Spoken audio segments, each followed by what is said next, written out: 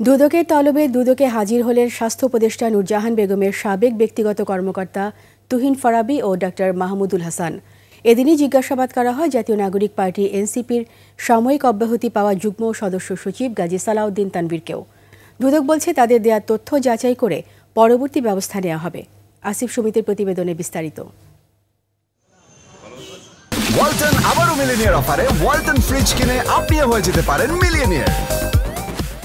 বুধবার সকাল 10টার দিকে দুদক কার্যালয়ে হাজির হন এনসিপি থেকে সাময়িক অব্যাহতি পাওয়া যুগ্ম সদস্য সচিব গাজী সালাউদ্দিন তানভীর। তার বিরুদ্ধে অভিযোগ রয়েছে স্কুলের বই ছাপায় কমিশন বাণিজ্য সহ ক্ষমতার অপব্যবহার, তদবির বাণিজ্য, টেন্ডার বাণিজ্য সহ নানা দুর্নীতি ও অনিয়মের মাধ্যমে নামে বেনামে অবৈধ সম্পদ অর্জনের। 11টা থেকে 1টা পর্যন্ত চলে জিজ্ঞাসাবাদ। গাজী সালাউদ্দিন তানভীর তার বিরুদ্ধে ওঠা অভিযোগ অস্বীকার করেন। তারা একটা নোটিশ করেছিল আমাকে। আর ফ্যাক্টের যে বিষয় সেটা হলো এর আগেও আমি যেটা বলছি যে অভিযোগগুলো সম্পূর্ণ অসত্য এবং ভিত্তিহীন।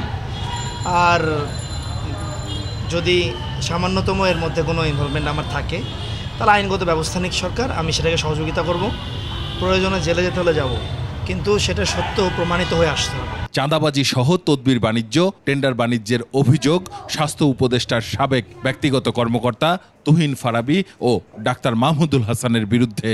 এই দুজনও হাজির হন দুদক কার্যালয়ে। আমার যে বিষয়গুলো নিয়ে অভিযোগ এসছে আপনারা তার প্রমাণ খোঁজার চেষ্টা করবেন, বা যদি কোনো দিক থেকে কোনো সহায়তা লাগে আমি সবসময় আপনাদেরকে সহায়তা করতে রাজি আছি।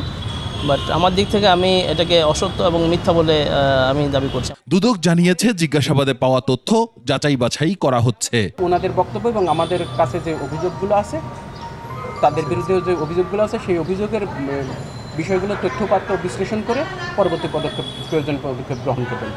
বৃহস্পতিবার দুদকের তলবে হাজির হওয়ার কথা রয়েছে স্থানীয় সরকার উপদেষ্টা আসিফ মাহমুদ, সজীব ভুইয়ার সাবেক ব্যক্তিগত কর্মকর্তা মোয়াজ্জেম হোসেনের। আসিফ সুমিত, 21 টেলিভিশন, ঢাকা।